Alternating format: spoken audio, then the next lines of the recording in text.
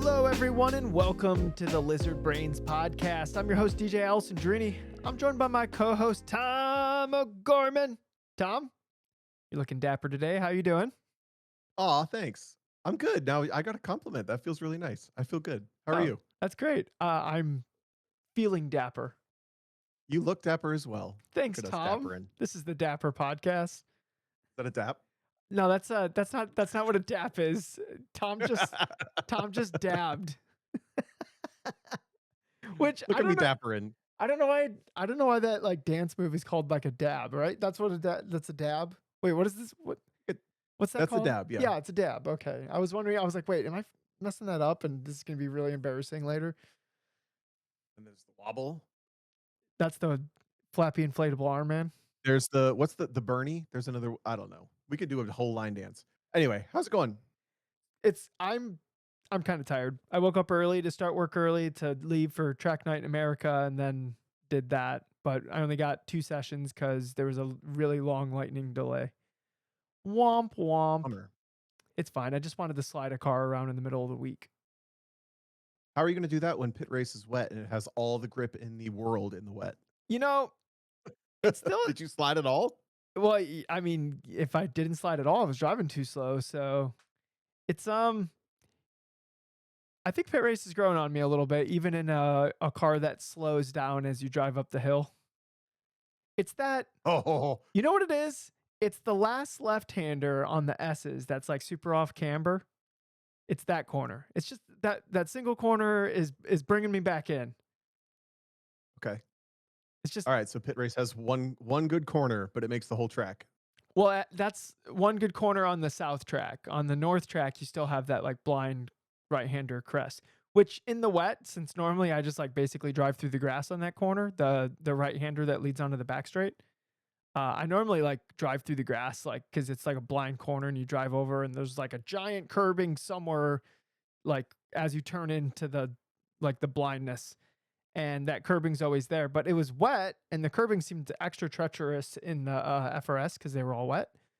Um, and that curb was like trying to murder me, so I was trying to like not turn into it, but my muscle memory was so strong for like turning right into that crest. I didn't know where to turn because normally you turn just as you're about to see where you're going, but turning just after you see where you're going like was like a unique challenge. Uh, and it like changed the shape of the corner in a way that was like making me really tentative there.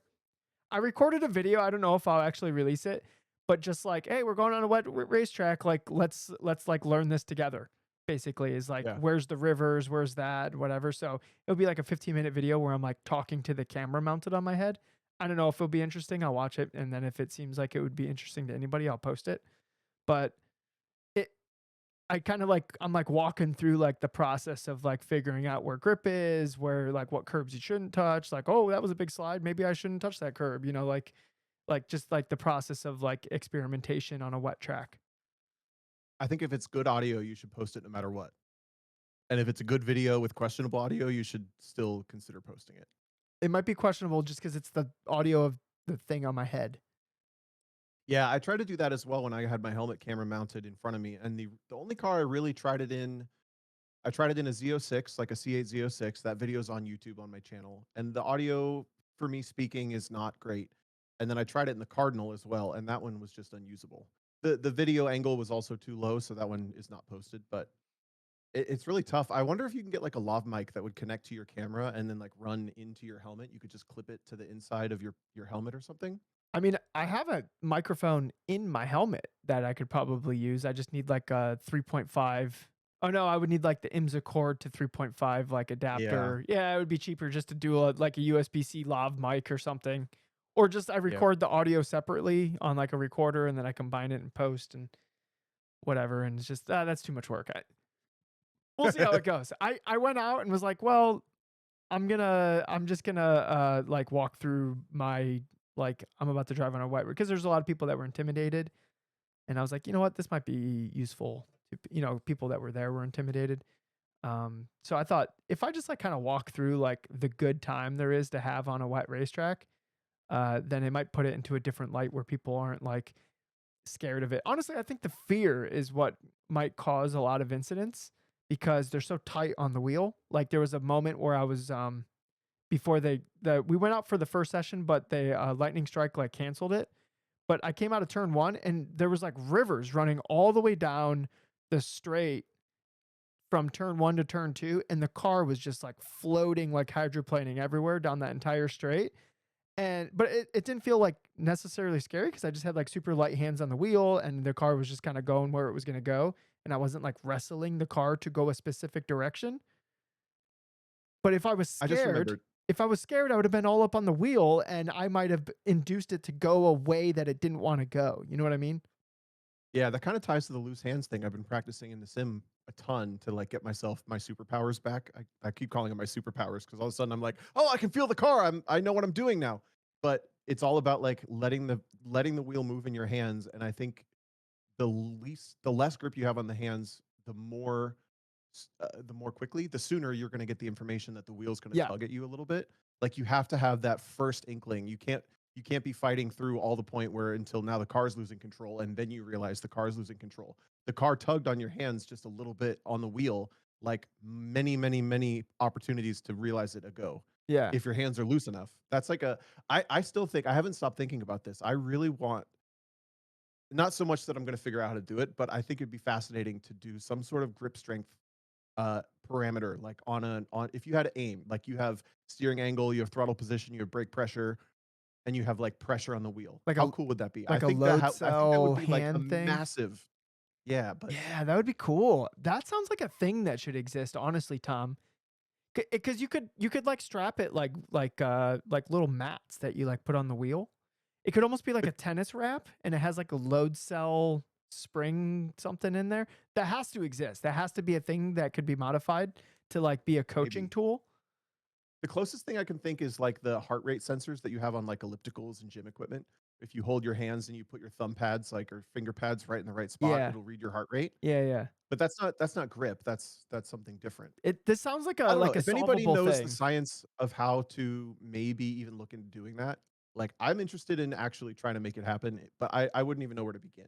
I have no idea. Other than I know that there are grip strength readers and grip strength trainers that you can use for that's like more general uh, physical therapy and workout Yeah, stuff. it would have to be something that you could like temporarily put onto a wheel. Yeah. Or maybe we go to like Momo and we say like we need to partner up and we're gonna like have a physical pressure gauge in the wheel and then there's like the Lizard Brains Momo wheel and you have to buy that and you can get like there's a sensor that plugs into your aim system and now it's a channel in your aim. Yeah, dude, that would be really cool to see like what the hand pressure is per like so if somebody's like looking ham-fisted, you're like, look at that hand pressure. Because like right now all you can tell is like um the video pod yeah, like if they have little fist balls, like you can tell by like Yeah. the strain in their arm and their hand.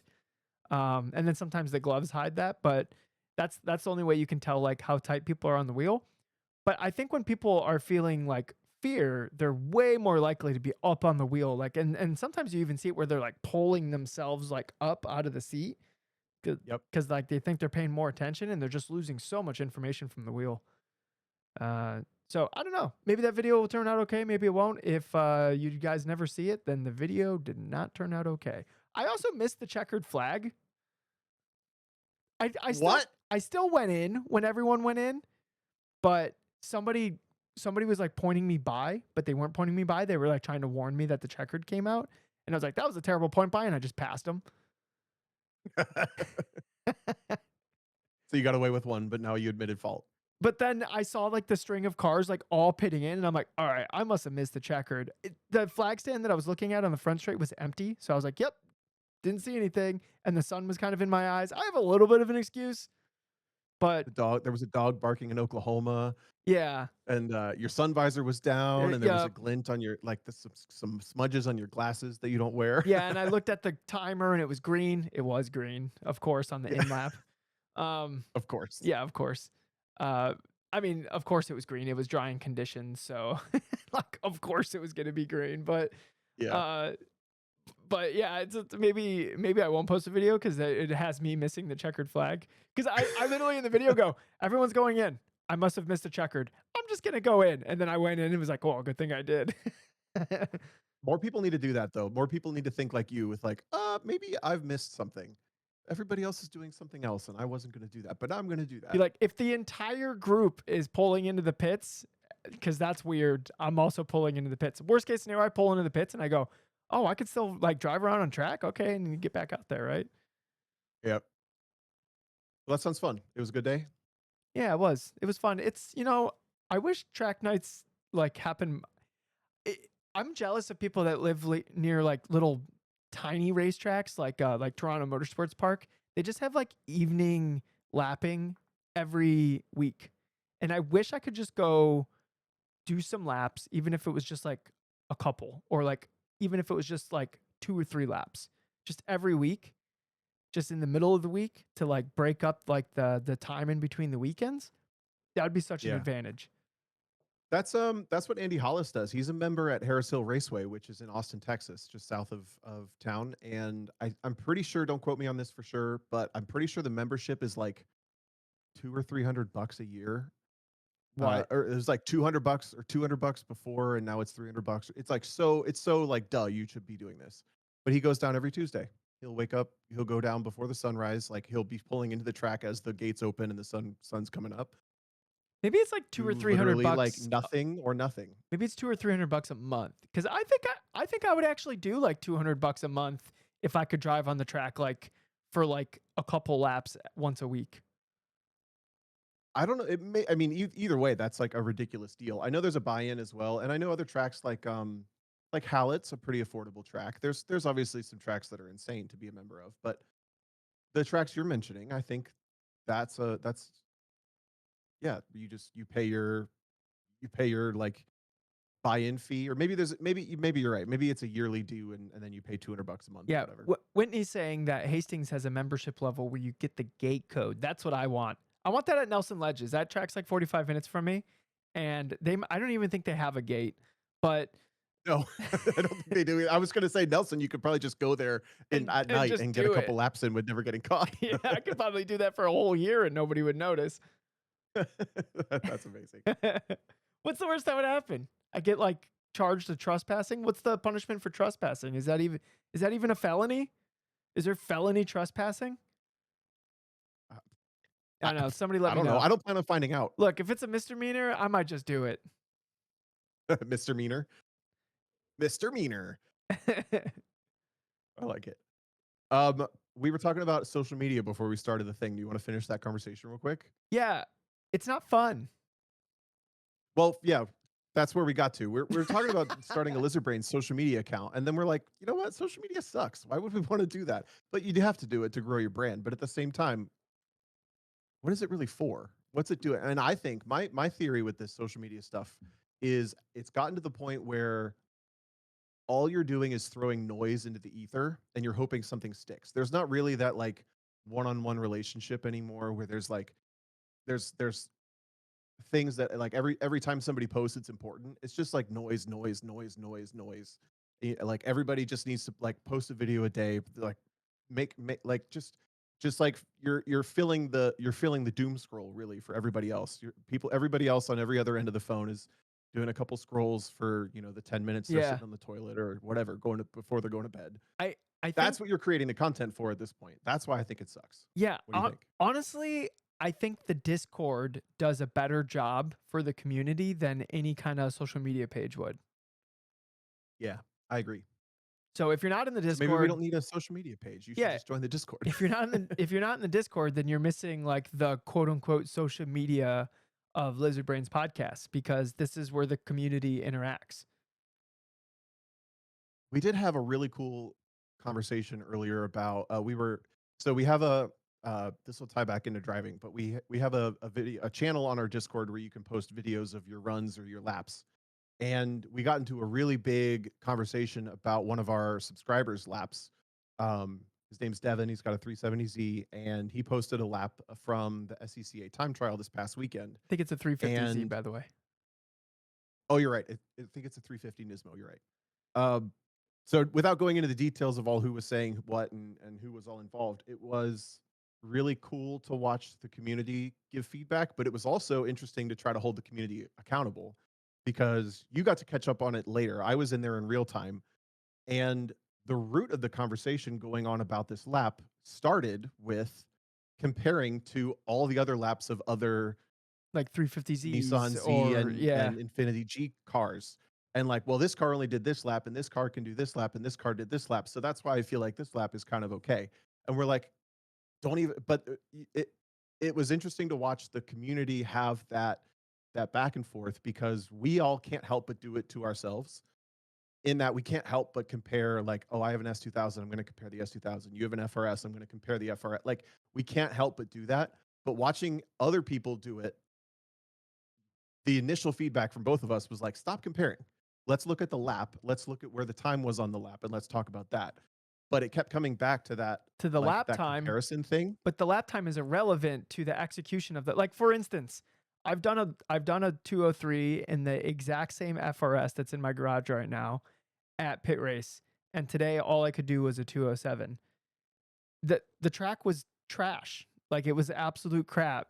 But like if you're watching the video, you don't know that the track was crap. Like you don't know that the tires I'm on are like 2 years old and like are probably past their prime and all these other like figures. But if somebody's like asking for help, I don't think you should look at whatever the time is to gauge what the execution of that lap is. You need to look at like the attitude of the car, the use of the racetrack, the use of weight to optimize where the grip is per different stages of the corner, like stuff like that. Like those are all the things that we should be looking at if we're like critiquing a lap. But the lap time is like literally that's completely irrelevant information. It can be a beautiful looking lap and be a slow lap time. And my conclusion on that will be that, man, those are some shit tires, or something's wrong with that car, or man, the track was absolute like garbage that day, or whatever. But if like the lap time is really not part of the conversation in terms of the execution of the lap. But like you said, we totally look at lap times for if it was a good lap or not. That's why and I've seen people doing, especially Kevin Zoo. He won't post his fastest lap from the weekend. He'll post the lap that he felt the best about, and I think that's what we should be doing. Like, because posting the fastest lap, a lot of times the fastest lap is not our best executed lap of the weekend. It just happens to be the fastest time. So like the conditions were good, the tires were good, everything was great, and that happened to be the fastest you rolled around the racetrack. But was that your best executed lap? A lot of times it's not. Yeah, I can remember a time when we went to when GLTC was at Lime Rock, and I really wanted to post like a lap of Lime Rock of this S2000 going way faster than anybody ever thought an S2000 with 200 horsepower on 200 treadwear should, whatever. But uh, when I would watch the fastest lap, I'm like, ooh, I don't really want to post that. So I actually, it's the videos on my YouTube channel. I posted two laps, and I just like picked the two where if I messed up the corner I've done that. on the first lap, Yep. it's better on the second lap. So at least everybody sees me do it right once, even though I did two laps. You're right. You're completely. It's like trying to it's like trying to do the math problem and worrying about, well, maybe this, I don't know how to do math problems, so this is a tough analogy for I me, was but like, "Where's Tom O'Gorman going with this one?" it's in my mind. There's like the algebra problem creates the lap time, right? There's the algebra problem of how you drive the car, and it creates the lap time. But if you're fixated on the lap time and you're trying to solve the algebra problem of how to do that lap time, the lap time at the end is irrelevant. And I do it all the time, actually, in sim more than anything. I will look at, especially when you're there or some other people who really push me to. I'm almost never faster, and they really like, you guys are my benchmark. I don't ever watch your lap. I just go to the leaderboard and I look that you've gone that much faster than me, and then I go do more laps. Why? Why do I do? Why Why do you do do I do that? that? I see Ito I don't doing that all know. the time too. Ito will be like he'll be like doing laps for like an hour, and I'm like, "Did you watch the lap?" No, no, no, no. I'm like, "Just go watch the lap. Just go watch it, and you're gonna have something." So I did a GT4 race, the first like official GT4 race on that new track, the Bend, in iRacing, and somebody was 12 11,000 I rating in there, which is like he's literally one of the top 10 in the world. Like that, he's just like that's a crazy I rating. So out of the, you know, quarter of a million people that are subscribed to iRacing, he's literally in the top 10. and he beat me by like a second uh for the lap. And it's a long lap. It's like like 2.5 minutes or whatever. Um, Yep. I'm blanking on the what the oh, it's just under 2 because I did a 55 one and he did a 54 one, and I was like, I haven't even seen a 54, and this guy did a 54 one. When I watched the lap, I was like, oh, he's carrying like the entries, like the momentum is so much smoother. Like he just gets this like really clean pivot all the way in, and he can't even commit all the way to throttle because like the car is so balanced at apex. So like the bleed off of the brake and the build in of the gas is like such a smooth handoff to each other, and it's like this like butter dance. I don't know why I called said it butter, but it's just like this like super smooth like dance like from like edge of racetrack to apex to edge, and I'm like, okay, that's like what that next level looks like in sim at least. And I'm like, Yeah. okay, cool. Like now I have some direction to like try to figure out how to get that like that super smooth transition. But if I just looked at his time, the time doesn't tell me anything. It doesn't tell me anything No, how he did it, right? exactly. And if it makes you feel better, that's what you look like to the rest of us. When I see you like open up a corner just a little bit more in front of me, and I'm like, I can't even tell you where I am on the track to open that corner up more. And I see you do it. I'm like, damn, I'm just not there, you I know? So I went and talked to Christine after the race. She's like, "Oh, how did it go?" And I was like, there was this like one of the I said I think I found somebody that was faster than Max Verstappen on the sim, and she goes, "Oh," and I was like explaining it to her, and she's just kind of like appeasing me, like, uh huh, and yeah. I was just like, yeah, I see how he did it, but I don't like I can't do it, or at least not at this moment. Like I can't do it yet or so far, right? So, but like I can see what the person's doing. I'm like, oh man, okay, we'll start working. We'll try to build that muscle memory. Like try to build in some subconscious executables that will like open up some more bandwidth for me to be able to like be that in tune with what the car's doing. Yeah. It's I'm stuck on my math analogy again. I think is it differential equation. Somebody with math, tell me if this is right. When you're like solving, like reverse engineering the answer, and then I'll move on. But I just have to get that out of my brain. Um, What, where you like solve for two x's? That's a differential equation. Honestly, all I'm thinking of is calculus, but I don't know what it's actually called. Is it derivatives? The derivative of the lap time equals the way you drive the lap. I don't know what I'm doing. I Let's don't move know on. what the hell's happening. So I was talking to Jackie Ding a little bit this weekend. He did the SCCA time trial down at CMP as well, and he posted that like he really wanted to get a 133. He was doing 134s, and he's like, I had a 133, but I threw it away in that last corner, turn 14. And I messaged him. I'm like, dude, turn 14 at CMP is like the worst corner in all of motorsports. And he's like, yes, it just like pushes on the way in, and then it gets loose on the way out, and it just sucks all the time. So I want to know from you and from our listeners. I think CMP turn 14 is The worst like corner? if not top, if it's not the worst, it's like top 5 worst corners period on road courses. Do you have any other corners you can think of? You're This just like is turn screw that corner. 14 the last corner at CMP? Because that The last corner. yeah, that corner does suck. I don't it really doesn't do it. It doesn't hit any dopamine at all. It's like a dopamine No. like sucker. And it sucks that it's the last corner too. So you're like going, and then it's like chop to the throat. Nope, you didn't And get the that corner one. before that's actually pretty fun because it's like that increasing radius, right? Where you're like kind of like balancing like at the limit of adhesion, trying to cut distance, but like so the car's like really playful for a long time before that. And then you just get to this corner where like any playfulness in the car is actually slower. You just need to be like super disciplined, like down to apex, out to track exit, just smooth, no float, just drive through the corner. Um, I'm trying to think of another corner that is like a fun suck like that. Um, I should have given you your drive home to think about this. yeah, I Sorry. could have thought about the turn 5 at pit race, the one at Oh the yeah, bottom yeah, of the yeah. hill, where then I'm you with you. yeah, like the min speed is like 53-ish miles an hour, and then in an FRS, that just means you drive up the hill at 53 miles an hour for like a really long time. But let me guess, it was still a little bit loose when you went to throttle to try to get out of that corner, right? Or pushy. It was like a random number generator what I was gonna get. Yeah. Yeah. What would you tell someone that is struggling with a corner like that? You just tell them to slow down? Like, slow down, Yeah. drive the grip? Yeah, I think what makes for me like what was making that corner inconsistent is because I was playing around with like how the car felt on entry. So I was like probably charging it a little too hard. So that was making like the inconsistency.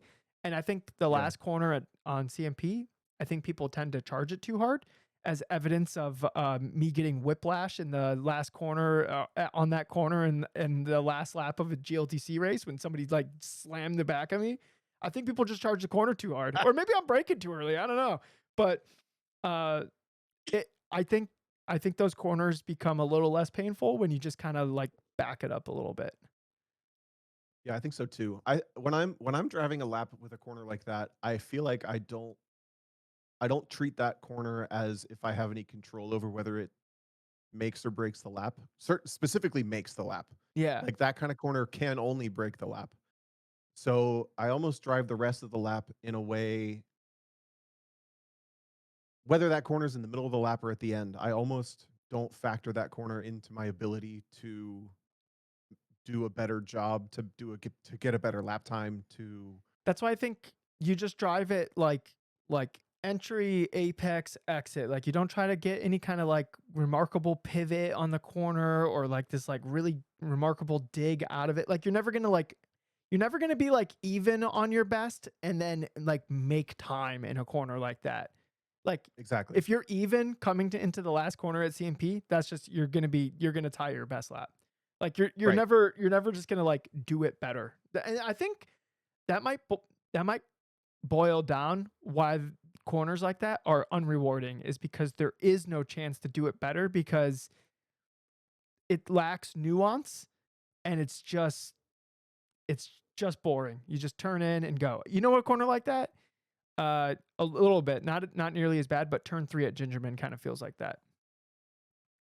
Oh, no, I disagree. I think I've gone through my whole little journey with Gingerman. I used to hate that track, and then I went through a whole weekend. It was a grid life event, but it was not a festival. I think it was like a pre current generation grid life where it was just like a bunch of sessions throughout the whole weekend. There was a lot of Let HPE. let me Yeah, yeah, go. in the Civic, turn 3 sucked. And that for us, because sometimes you get like a nice like pivot and rotation out. But the Civic Yeah. felt like there was nothing to do. Like you couldn't get a pivot on entry with the front wheel drive, and you just kind of drove through the corner. There was nothing to do about it. Yep, I see where you're going. And what I was going to say is, I almost feel like the whole track of Gingerman was a series of those types of corners to me, where it's like turn one always feels like it's worse than I want it to be. I want to like fly through there and I can't. Turn two always feels worse. Three always feels worse. I can never get five and six to link just right. Seven feels awkward. I hate eight and nine. 10 just sucks. You're stuck digging up the hill. And then this weekend, where I did 3 days straight of just like going out and doing laps, there was no single revelation, but it was like all of it kind of started to come together. And now I actually think pretty highly of the track, and I enjoy linking laps together there. But I completely see where you're at too, where it's car dependent. There's just something about that track, and I think it's kind of that track designer, because that's CMP guy too. Oh, that is the same one? What's the guy's name? I forget. I forget as well. Autobahn is the same guy. I think Barber might be the same guy. Alan Wilson. Thank you, Kyle Heyer in the chat. Alan Wilson's Kyle tracks is are totally the person that would know that. Yep, and yes. then he says Barber is also by him. Yep, thanks, Kyle. All right, I got that one in there. Yeah, for something about his style, the all of Gingerman was this kind of like throwaway corner to me until it clicked. I maybe someday turn 5 at Pit, or turn 11, 14 at the last corner at CMP. I also think the last corner at Laguna is kind of like this. Mm, yeah, it kind of is. Is it just a slow corner thing? Is it just like a 90-degree corner with no camber is kind of boring? Because like Yeah, I guess. It's like that's literally all the here's some corners we're plain white bread describing. to finish your lap. Yeah. Yeah. Yeah, you do this beautiful lap with all this like all these pastries and like all these fancy dishes and with garnishes and all this stuff and then yeah, then you have a slice of plain Wonder Bread on the last. It's like a little bit of a Yeah. letdown. Like if the lap started with that, it would probably be fine. Here's a saltine cracker. Enjoy your dessert. Yeah, exactly. Ah, man. All right, Kelsey has slow corners that are fun. No, That slow might be we might have corners. to think about that. No. Yeah, sorry, I didn't read the whole thing. She says, "Slow corners are usually not fun. Would love to hear of one that is enjoyable." I mean, all autocross. Yeah, I mean, I don't know, maybe we should come back to that one. I think turn 1 at VIR is fun See, I'm because it links together with the this other is on corners. yeah, kind of, but I would say that's more like it just doesn't ruin the lap. I don't think it's that fun. Yeah, okay. I guess I'd set the bar really low compared to all the other corners we were talking about. But, like, We'll come okay, back to that one. like, kinda lugging 3rd gear or maybe even a 2nd gear corner depending on the gearing of your car. Like, that's what I'm considering, like, a slow corner. Yeah. NCM, the hairpin, like, isn't that bad because it immediately shoots into the, like, deception? I think that there's that kind of corner where it's slow, but there's ways to drive it that make it feel faster than it actually is. Like at NCM, you can cheat the track limit on the exit and straddle the curb and go a little quicker, Yeah, stuff like that. the curbs Where a help. slow corner, you're like you're getting away with something, Yeah. so it makes the corner feel a little bit better. Can you imagine how less good that corner would feel if the curbs were really punishing? Oh god. Yeah. Ugh. Yeah. So, like, maybe if CMP the last corner just had some, like, and I don't even we'd have to, like, break down, like, how this would work, but, like, if the curbing on exit was rewarding somehow, Yes. like, Yeah. maybe if it had, like, a sausage curb for you to, like, let the car glide and balance up onto, and if you nailed that, like, it would feel really good as you, like, pop off the sausage curb and, like, drive down the straightaway. Like, that might feel pretty Right. good. We gotta design the dream Lizard Brains track. Do Ooh. you get this in your algorithm? You get like Fernando Alonso's dream track, and it's like an Assetto Corsa mod where they like built I think this is gonna his be dream this is track a or whatever. topic. What's the lizard brains like? Like, cause it can't be a million corners. It has to be like the appropriate amount, like the ideal lap time. So we have to like pick and choose like different elements of tracks. Like, what would be? Yeah, this is gonna be a topic in the future. I would put a slalom down the middle of the front straight. A 75-foot evenly spaced 6-cone slalom. Dude, I was talking with somebody at the track night tonight that I want to just waste an entire set of tires on a 75-foot like 5 cone slalom. Just You can in Live for Speed. This is literally how I taught myself to slalom. maybe I need to do it because I wanna spend like an hour or 2 hours of just like slaloming, and then that way I'm just like, okay, I'm a slalom god. Like, next, like, Next, yeah. yeah, Yeah, so I've talked about it before, but Live for Speed is an old video game. It's an old racing sim that still has, to this day, I think, one of the better driving physics. And you can also build autocross courses on it. And I had this, I found it somewhere on the internet, but I had this course that was 2 skid pads at either end with a 6-cone slalom down the center. And it had a lap timer basically where you could just run quote unquote laps of this slalom around the skid pad, back into the slalom around the skid pad. And man, I would just grind that thing. I would like I didn't find it particularly fun, but I didn't grind it because I wanted to get better at it. It was just like I'm gonna conquer this. I'm gonna conquer this basic thing. yeah. And that was a really powerful way to understand the way a car makes speed over distance, but also in transitions. If you have a simulator and you've never heard of this or tried this game, I highly recommend looking into it. It's basically free and it's really old. It's very easy to get a hold of. It's the only place that I've ever been able to find that you can practically practice autocross. And it has road courses too, so it's a little bit everything. But I was E actually thinking about breaking it back out because I'm doing the course for the Finger Lakes tour Oh, and if you coming could up design it on, beforehand on Sim, that would be kind of cool, wouldn't it? or at least use it as a tool. Yeah, I've done that before for local events, and it does work, but it that's I don't even have it on this computer anymore. Sorry, I cut you off. E in the chat ask, are there any other sims that you can use to practice autocross? I know Mike Furchak made an autocross mod on Assetto Corsa that isn't too bad, especially in VR. It feels like you're autocrossing. On a screen, it kind of loses it a little bit, but in VR in Assetto Corsa, it's it feels like autocross. It's pretty legit. Yeah, I found some of the layouts that he made and downloaded them, and I've played them. They don't work quite as well as Live for Speed in a practical way. Like when you hit a cone, it gets you a 2-second penalty. In Live for Speed, in Assetto, it doesn't have the function for that. So It just kills you. uh, yeah, you kind of either come to a stop or you go through the cone, one of the two. But Yeah. it is doable if you enjoy Assetto Corsa as well. Um, but man, yeah, I used to play Live for Speed with like Brian Highcotter and a bunch of other people. We had a little league that we would like Was put the it like server up for 3 hours, was it and like an whoever had the autocross best time at league? the end. Yeah, yeah. Whoa, what? Dude, this Before is I'd such an even knew Brian advantage. Highcotter in person, he You guys was are like all the guy to beat. dude, you guys are all grinding out autocross on a simulator, you bunch of dorks. Yeah. Yeah, wow. No wonder Tom's the best autocrosser ever. Can't even he just nerded out to this like way hard. Bill I beat did, me. yeah. Bill beat me too in a co-drive, and he nerded out to Live for Speed. I think I'm finding a trend here. Looks like I just need to go no life Live for Speed a little while, and I'll watch out everyone else. Go full lizard. Yeah.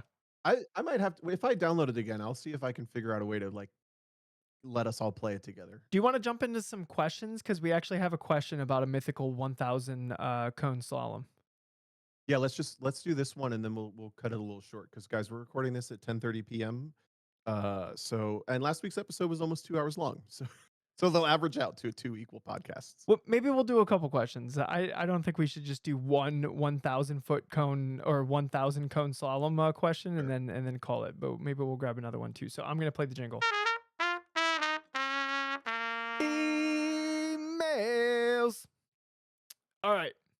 So as we were talking about, hold on, I gotta find it. Oh, you guys are all chatting in the. Oh, I clicked into the wrong thing. I started scrolling up the run video channel. Okay. Uh, so this is from David Santel.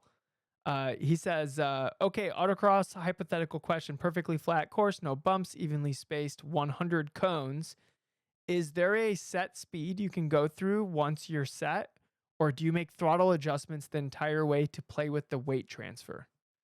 Tom, this mythical 100 cone slalom, what would actually be the fastest way through it? The actual fastest way through any slalom is to have your minimum speed happen at the first transfer, right behind the first cone, and then build speed progressively so that your max speed happens at the second to last cone and you're flat past the last one. You barely don't hit the last cone. Exactly. So it's a weird way to say slow in, fast out. If you think about a slalom, no matter how many cones there are, no matter how many obstacles there are, you still have a slow in, fast out approach where your min speed happens under control early. You set the car positioning wise, and then you build your speed throughout, and you carry out to you at the exit. You're what? N- You're Now, if you're it's scanning. Tell if me. it's 100 cones, are you like slowly building your speed for the next like couple minutes? Like that to me, you would probably just be like maintaining that like backside that you would have on that like first like on the last 5 cones on the 95th or 96th 96th 97th 98th yeah on the 96th cone you would still have the same angle that you would have on the very first cone and then you would slowly fall behind the 97th 98th 99th and 100th cone as you like shoot out of the slalom, right? Right. So that's the problem with this analogy is over 100 cones, you're basically going to go the same speed all the way through because you're not going to be able to go that much faster than your min speed at the beginning. But if we pivot this analogy, having said what we said, to every other slalom that you actually ever see in your life, which is somewhere between 4 and 8 cones. I don't think I've ever seen more than 8 in a real I've course. seen 11. In a real course, at like a real event, Uh, Define real event, Tom O'Gorman. you tell me what kind of event it was. Was it like some PCA rinky dink thing, or what are we talking? It was Dragway 42, and the slalom was so long it actually started to curve around one of the corners because they used the drag like paddock service roads. Okay, I see. All right, so I would argue that's like on the border of a real thing, but Okay. in a real setting, there's a distinguishable. I come in, I set my first weight transfer that's about the min speed in the thing, and then I can gradually build speed throughout.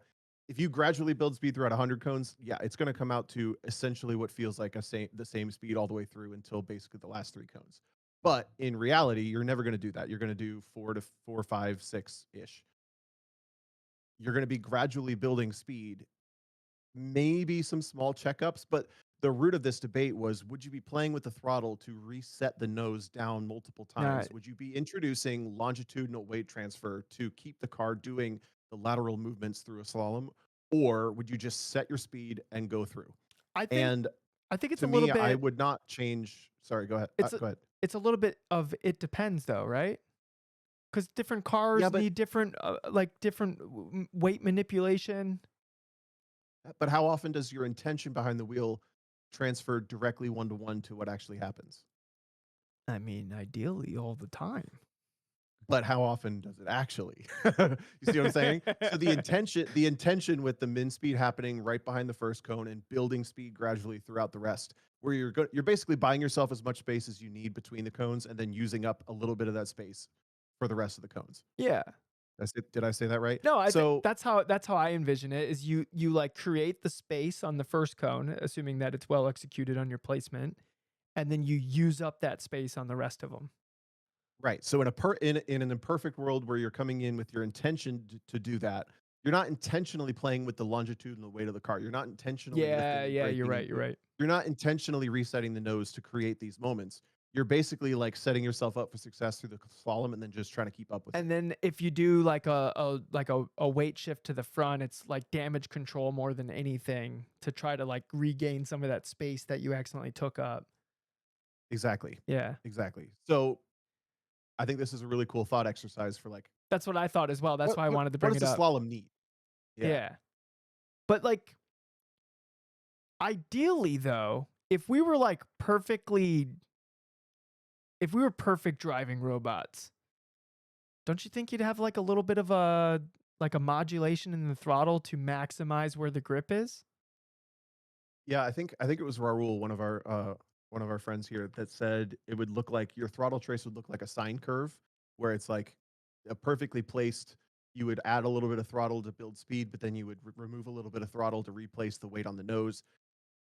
If anybody gets to the point where they can do that, like I'll kiss your feet. I don't know Whoa. what to say other than that. Like I'll eat Here's my motiv shoe. Like This is motivation for me to get this 100 cone slalom set up. that. Like I love that in theory, but that's just not how driving works. Especially in a slalom where you're covering so much distance and doing so many inputs at such a small period of time. I would say you're 100% playing with the throttle through a slalom, but I'm never doing any of this on purpose. I'm In basically going for the intention I described 5 minutes ago with. All right, hold on. We got to get back to feet kissing because all right, so if I do like a tool assisted run, do you know what a tool assisted run is, Tom? You ever see like a tool assisted speed run of like a video game? Oh yeah, I know what you're talking They'll go about. frame by frame to match like the exact perfect inputs to do a thing. Yeah. So if we did like a tool assisted slalom and we get to game it out to like what would be the fastest, at least in Live for Speed, because we could do this. This is a thing that we could do. I don't know how we would do it, but I know it's possible. We could actually game out what is theoretically the fastest way through the slalom, frame by frame of the sim, to actually figure out what would be like the absolute fastest if you were like a perfect specimen human being. I still think it would come back. I would love to be like have an actual answer to this question. I still think it would be your min speed happening at the initial weight transfer and basically a perfect linear increase of speed through the entire slalom that eats up a little bit of space between each cone that you barely missed the last cone. I don't Can somebody in, have unless you're doing these insane 100 cone slaloms that Yeah. actually would require maybe Mhm. if you broke it down into like sets of 5 cones and you Yeah, just keep like going. did 55 cone wait, what's this math? 10 5 cone slaloms? It would be 20. 25 cone slaloms? Maybe, I don't know. If somebody knows how to prove me wrong, I would love to, but This is I the still man that think was that that talking would be the about the fastest. derivative earlier. Remember when I did 3 o'clock plus 11 o'clock equals 5 or whatever? Yeah. Oh my goodness. But yeah, I think it's a fun thought experiment of what would be the optimal way through the thing. If anybody knows how to do a tool assisted something on a simulator, could we like game this out? I would help you. Just you have to show me how to do it. I don't know how you do a tool assisted whatever on like these different speed runs. Have you ever seen like a tool assisted like Mario 3 like speed run or whatever, Tom? Where they beat the game like it looks insane. You're like, "What?" Like the first time I saw it, I was like, "There's no way a human's doing this," because they weren't. They weren't. Yeah, But I it's all know what you're talking theoretically about. possible. Isn't there one of the most popular or the most like known meme of this is like that impossible level where there's like every obstacle you can throw at a custom Mario level, and then the thing just like plays its way through. You know what I'm talking about? There's like fire and pits and all this stuff, and then the little guy like he hits every pixel just right to get through every single Yeah, obstacle. that's probably tool assisted. There's like Yeah, what's that one car game where it's like you're third person and it looks like a little formula car and you're like driving like basically like Hot Wheel tracks to get to the end. I forget what it's called. pole position, No, no, no. It's like a computer game and there's like world records for like all the courses. It's like really competitive. Trackmania. Yes. Yes. So there's tool assisted runs in that, and people will use those tool assisted runs to try to develop new strategies for like things that maybe humans could do at some point with enough practice. Did Bill Zerr Yes, find Bill the just thing? posted what I was talking. That's exactly what I'm talking about. Yeah. Found the gif of the perfect Mario game. Yeah, yeah, Trackmania, I think, is the closest to this kind of motorsport stuff. I wonder how much of Trackmania if you've never heard of this game, it's basically like a remote control car game where you play these impossible levels with jumps and, like, all sorts of crazy And it's stuff. like wildly competitive for some reason. If you just saw somebody Yeah. playing it casually, you'd be like, "Oh, that looks like kind of entertaining." But people like take this thing because there's like weird physics tricks and like the game is surprisingly deep for like what you like how to set a lap time, and it has all these like really like complicated tricks to like make just the car go a little tiny faster. I wonder if that game transfers to the way real cars make real speed. Absolutely 'Cause I not. bet it does. No, there's like weird stuff where like No? because you have to get like I've watched too many YouTube videos on this. You have to get like things called like super slides where it's like you're slipping at just the right slip angle and then the car actually accelerates faster than it would otherwise. It does like some weird like Mario Kart-esque physics where like it doesn't make sense like in a way that it would transfer to a real car, but like in the game, like it's technically difficult to do and like execute, but so it adds to like the competitiveness of the game, but it doesn't actually apply to anything that we would be doing in real life. Hmm. Yeah, I still have to wonder if there's gotta be some sort of, like, distance covered or something that transfers to the way that real driving works. Or not driving, real speed is made on a racetrack. I mean, I'm sure on some level, like distance cutting and Yeah. stuff like that, like carrying speed, linking corners together, stuff like that.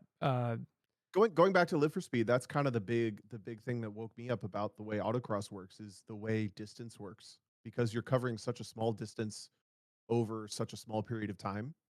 I don't remember if that game has a ghost, but I remember learning over time, like, oh wow, this cutting distance thing is really basically all of it. Like if you can keep the car doing what you need it to do, but you cover less distance, it's like almost always, it's literally always faster in autocross in my experience.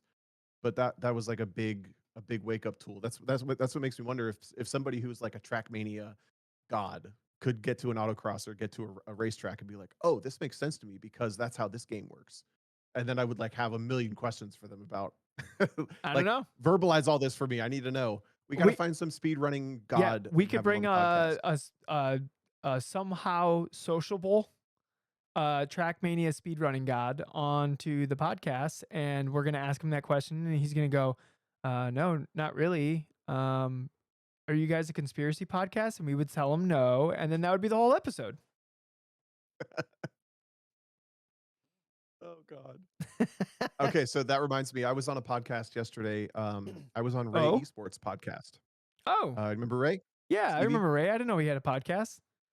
Yeah, so Steve Ray was one of the other core people that got a lot of the SCCA sim racing stuff going during COVID. and we worked with him on organizing some of that. But he's been keeping a league running for a long time prior to that, and still to this day. And I was on their podcast yesterday. If you want to check it out, I'll try to link it in our Discord when it comes out. But we had some really fun conversations about sim racing, and that this is reminding me of that. Like we talked about the old days of sim racing and all the stuff that I've shared before. But I'll try to link that when it comes out.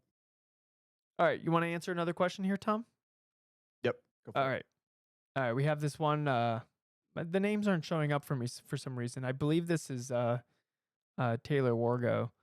It just says T on my screen, but I believe it's Taylor. It says what are some ways to teach and practice bandwidth growth and sense of timing? Probably going back to your feeling the time uh, conversation. Chronoception. Yeah, the chronoception conversation that we had. Uh, Read it again. what are ways to teach and practice bandwidth growth and sense of timing? I think it starts with being able to observe when you're over your bandwidth. Yeah, I agree with that. I I think have like I don't know if you can teach somebody to have bandwidth. I think you No, teach them what I think you point out what it feels like when they're over bandwidth so they can start noticing that. Um the thing that I'll try to do if I'm instructing at like an HPDE or something is let them feel what that is like when they're bandwidth limited, and then I like laying out a roadmap of how that gets better over time as they like build these subconscious executable programs that live in the back of their head.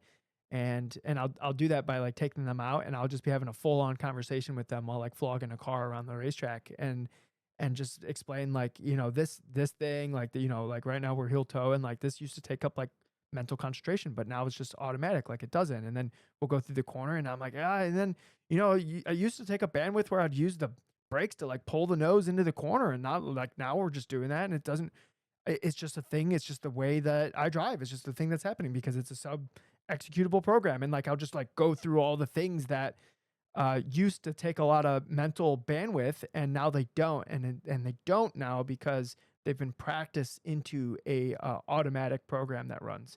That's what creates bandwidth. I don't think you can teach somebody bandwidth. If you could, like if you could just give somebody bandwidth, you'd be like a multimillionaire at least. like a rare candy in Pokemon. Yeah, How's that for a reference? dude. If you could just give people rare candies, like for both of our dads, a rare candy is something that you give your Pokemon and it just levels up. So you don't have to do any kind of experience or anything. You just gain all the stats with none of the work. Yep. Yeah, I think observe for building bandwidth, you have to learn to observe the moments where you are running out of it, Yeah. and you have to learn to accommodate that, um, either by taking other noise away. If usually you run out of bandwidth because there's a lot of noise going on, and you run out of ability to go to do more. Not literal noise, but stuff. There's more stuff happening. You're either preoccupied with something that already happened, or you're preoccupied with something that's coming up that you're worried about. You're preoccupied with doing a heel toe, so your braking sucks. Like what Yeah. your braking suffers. There's it starts with observing when you're out of bandwidth and why that struggles, and it's not super easy to do. I think that's part of why a coach helps, but that's also just part of why repetition helps, because you start to identify when you're running out of it, and you start to get better at managing that. But then also learning to identify, like, how do I slow time down. I think it's that what you talk about for something you're working on now is identifying downtime Yeah. and using it to your advantage. Yeah. Yeah. I really um do. I honestly, I think that's huge because you're by utilizing that downtime, it's like you're almost like creating like a bandwidth bank. Like you're like stashing away bandwidth to be like used at a later time. yeah. And then when you're in like a busy part of the course because you've already looked at all that stuff before, then you're pulling out of that bandwidth bank, but that's fine because like you've been saving. You got bandwidth for Yeah, days. and I think it's harder on a road course, more in my mind, because there's more time It's like the more time you have to think and do or not do, really, like the longer a straightaway is, the more likely you are to have something pop into your brain and let your mind wander, or the more likely you are to maybe get a little fixated on gauges for a little too long, or you start to like whatever it may be. Um, I think about the more time you have, the more likely you are to kind of hang yourself with that. So using that downtime really strategically, whether you need to calm down or whether you need to focus on a specific thing. The other thing I think of it when I think of like how do I slow time down for myself is building routines.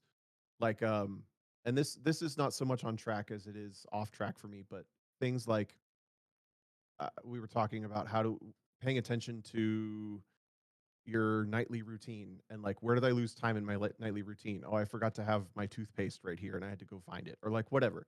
There's like a pattern in everything that if you start to notice time lost, you're going to inherently start to notice how to like minimize time lost. Uh, and I then think.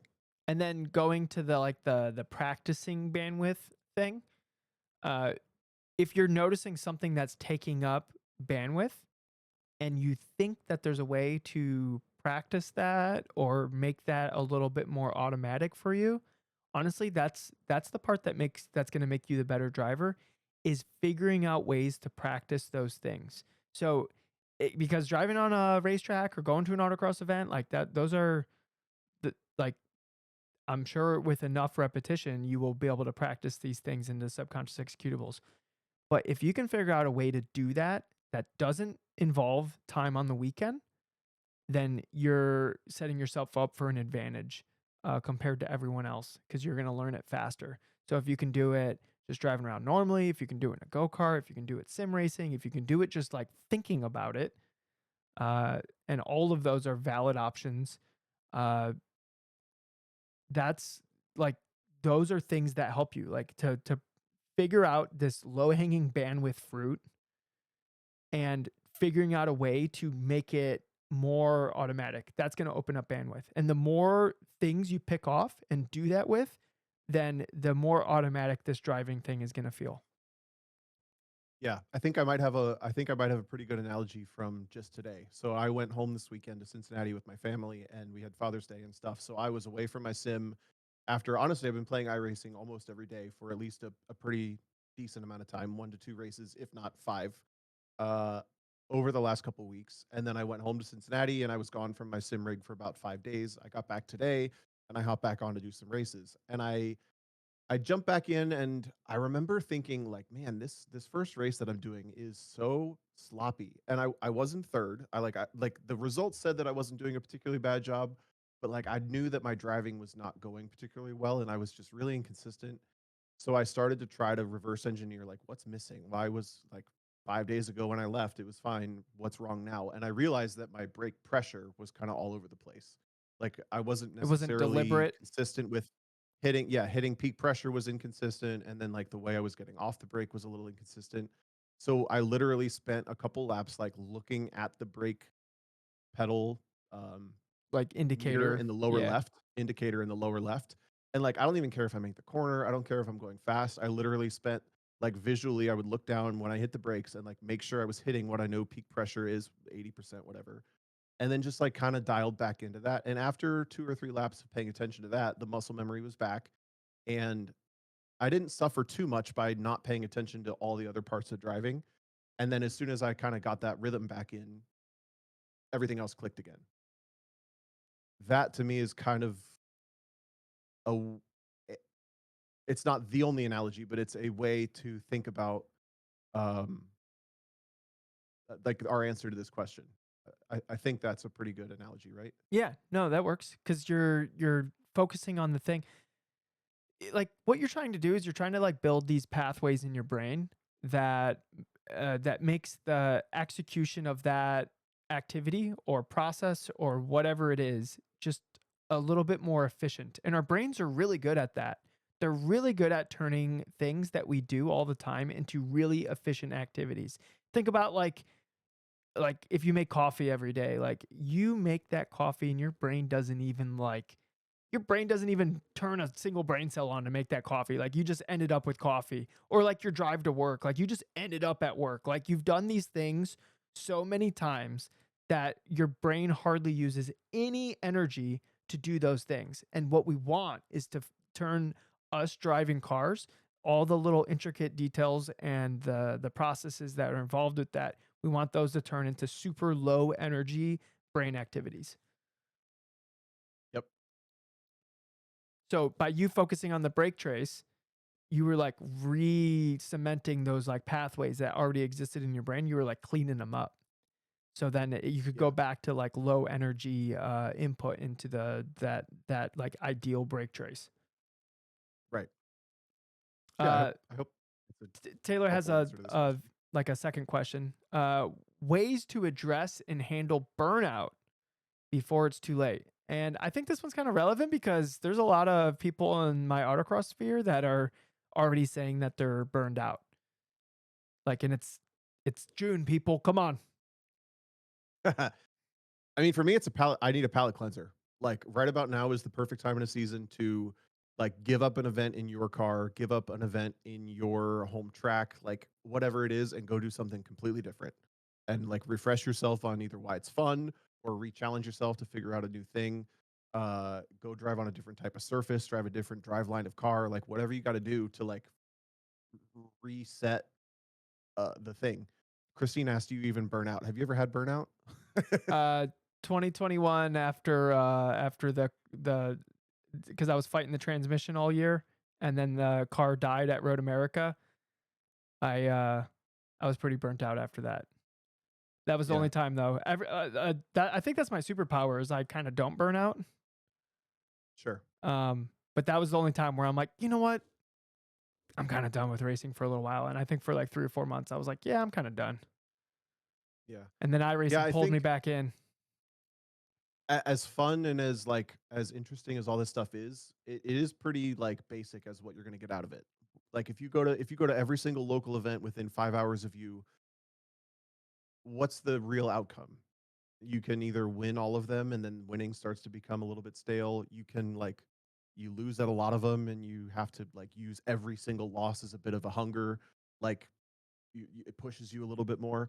But like if you're just doing a lot of the same thing, it still becomes a routine, and routines can get really boring. So that's to me like I've intentionally been very diverse with like what I try to do every single season. Even when I was doing, I would say some of my most consistent seasons were like GLTC, of course, in the S2000, but I always went and autocrossed. I always went and did something else, an endurance race, whatever. And I was fortunate for that. But even back 15 years ago, when I was doing my first seasons of a full year in a CRX in STS, I was not as intentional about doing a palate cleanser at that time, and it started to get like almost a little bit boring because it can only go so many ways, right? Yeah. Like there's never there's not an opportunity very often for something like completely different to happen. So you have to go out of your way to find something completely different, or else you're going to end up in this routine of like what am I really getting out of this, and being intentional and trying to do a lot of events and build that routine is super helpful. But then you get to this point where you're like, well, what more am I actually going to get? I need to like dirty it up a little bit. I need to change my routine. I need to like go drive something completely different somewhere else completely or So something. I'm trying to think of like what is the thing that I'm doing different that has me not burning out on stuff. Like even like back in the Halo time, like if you add up all the time I've played Halo, it's like probably like 7 months of like if I played for 24 hours a day, it would be like 7 months. And that's a lot of Halo in like 5 years. Um and and that's the time in a game, not in a menu waiting for a game. That's like playing. Um and I didn't burn out because it just always felt like there was more stuff to get better at. And I think it's like the same thing in driving is there's all these things that I know I'm leaving on the table that I can get better at. And every single time I get to drive or compete or whatever, it's just another opportunity to try to get better at those things. So I think if you lose track of those things to get better at, or if you're kind of like, you know, those things and you just can't seem to get better at them, then I think that's when burnout can come into play. But if you find yourself in like a slump where you're like, oh, I need to get better at these things, maybe we're not focusing on the right things. Maybe in order to get better at like that thing that you're like doesn't seem like you're getting any closer to, maybe there's still like some stepping stones like on the way to that thing, and you need to focus on those stepping stones because until you get better at, I don't know, I'll come up with a random until you get better at slaloms, you need to be better at your vision first, or you need to get better at your placement on that first cone before like the rest of the slalom will come into play. So like, I'm not consistent on slaloms. Like it just sucks and I never do them well. Well, what is your consistency on that first cone? Like let's just focus on that first cone, right? And then you might start to see like the rest of the stuff like tumble into place. I don't know. I think I avoid burnout because I'm constantly like looking for whatever that next thing is.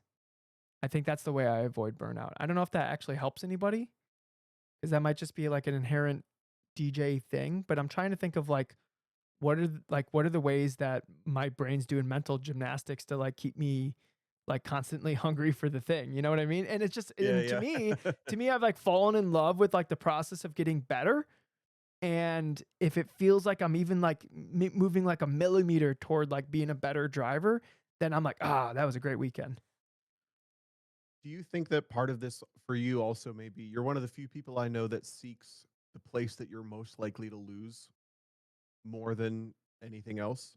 If that's kind of a weird way to say what I mean, but you're the only person where you're like, I'm gonna go to Charlotte this weekend. What's the class I'm most likely to lose in? Yeah. You don't say that literally. You say like, what's the hardest class? But that's the same thing. Like, what's the place where I'm most likely to learn something? What's the place I'm most likely to get my ass kicked? Yeah, because I think I if don't know you, many people who do that. Do you think that that might be correlated to why you don't get burnt out as yes, quickly as other exactly, people? because what I'm trying to do is be the best driver that I can possibly be, and by participating in those classes, I am more likely to learn something that will make me an overall better driver, and, like, if I, like, come away from a weekend feeling like I said, a millimeter better driver, or maybe even an idea, like, maybe I'm not a better driver, but I have an idea of something I should be working on or pursuing to be a better driver after like a weekend, like where I lose and somebody and I have a conversation with somebody, and you know, the loss makes me change the way I'm thinking about something or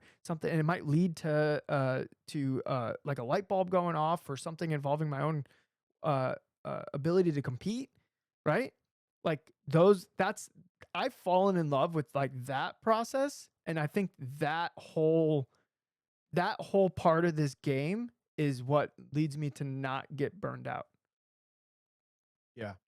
Yeah, and versus me, or I don't know how other people look. I think we're in a unique position where we're often not taking our own vehicle. So that's part of this conversation. But I look at it like I'm gonna go to Charlotte. What's the most interesting thing I can drive? Yeah. And I avoid burnout by keeping things fresh that way.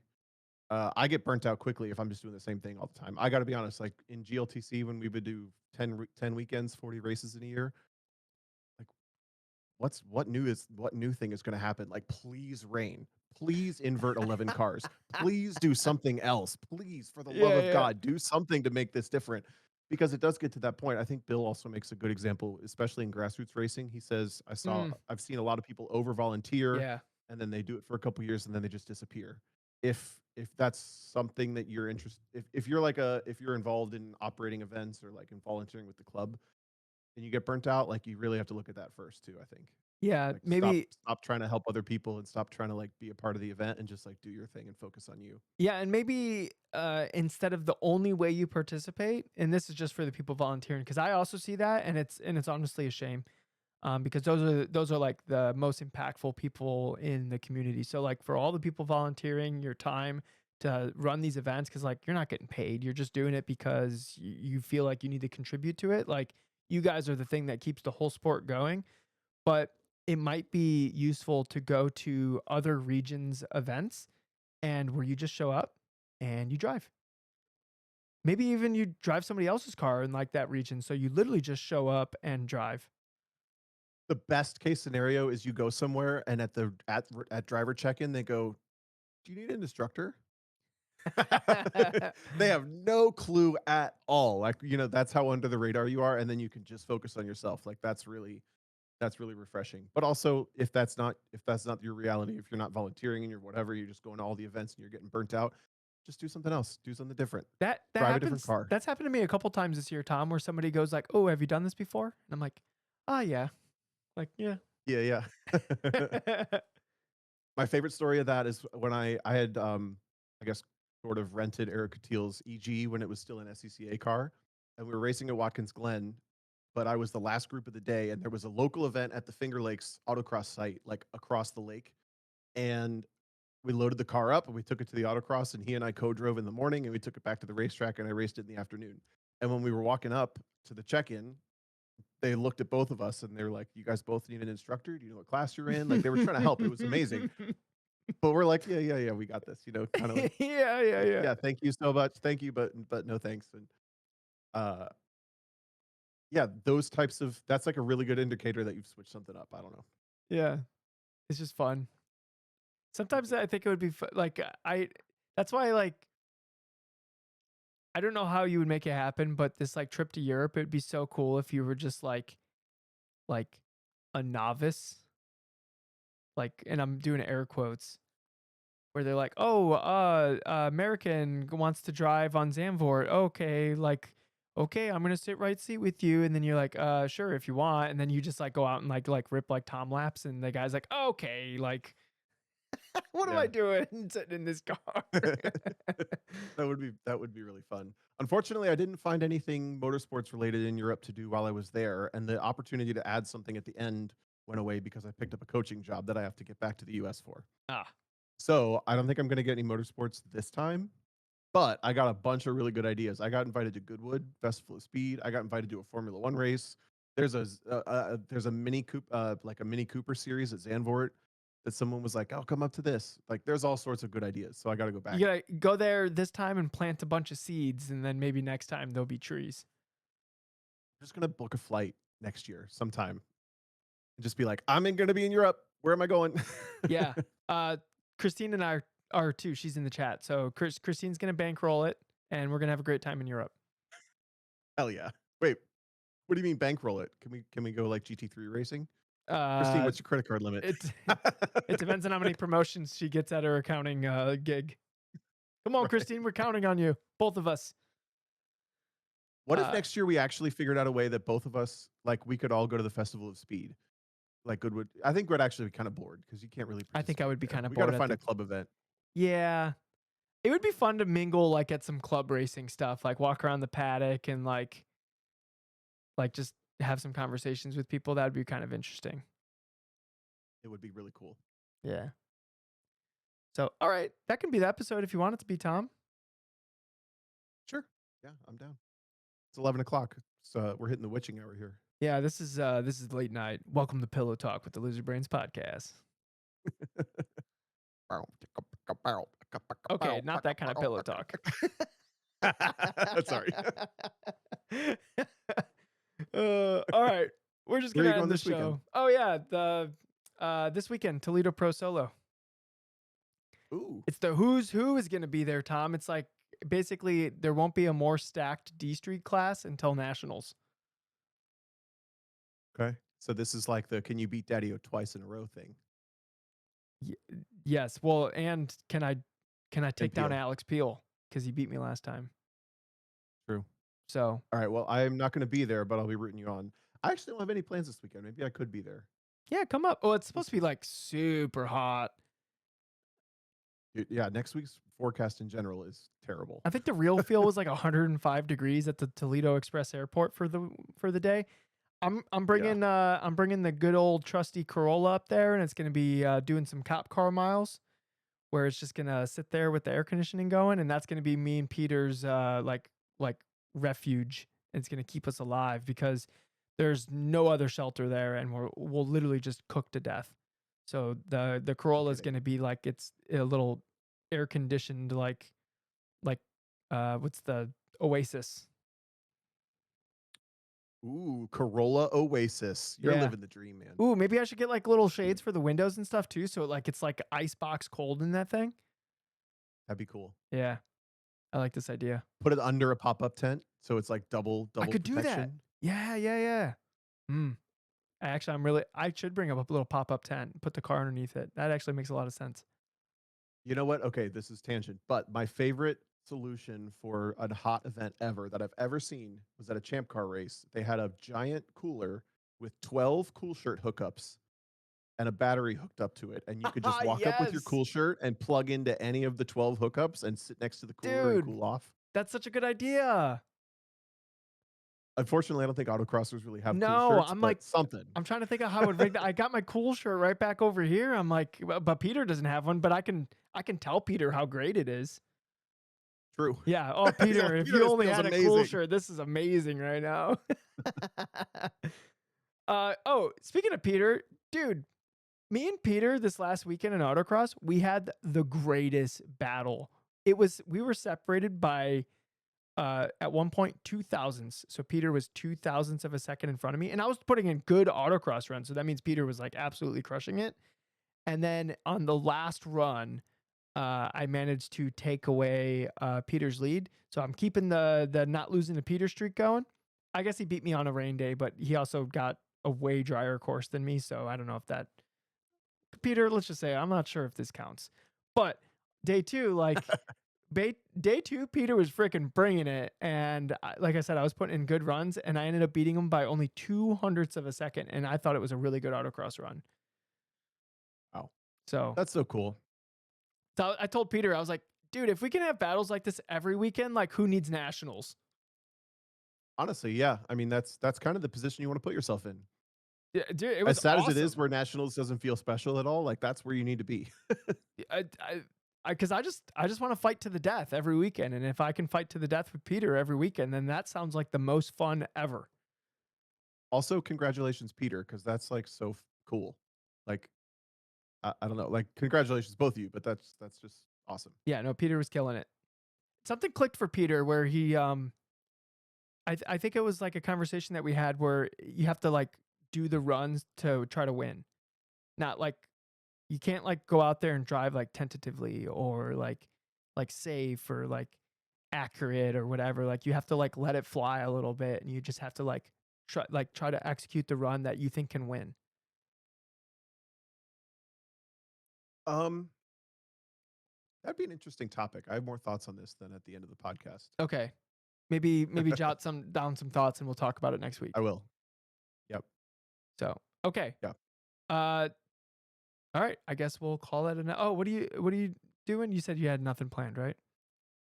No, I have some stuff. I mean, I'm prepping for Europe. I leave on July 1st, and we'll be over there for 2 weeks, so I got some stuff to plan out for that. I have to design my course for, Finger Lakes. I don't know, there's stuff going on, but I don't have any trips planned this weekend. Okay. Well, maybe I'll see you Sunday morning. Hmm. We'll see. Okay. Well, You'll find out when I get there. that'll be fun. I'll wave to you. I'll be like, "Ah, Tom!" I'm like on the line. The yellow lights are dropping. I'm like, "Tom!" Yeah. Okay. All right. Let's end the show and go to bed. Yeah, it's time for bed. I did not plan for this at all, but I still love your hair, and I hope you win.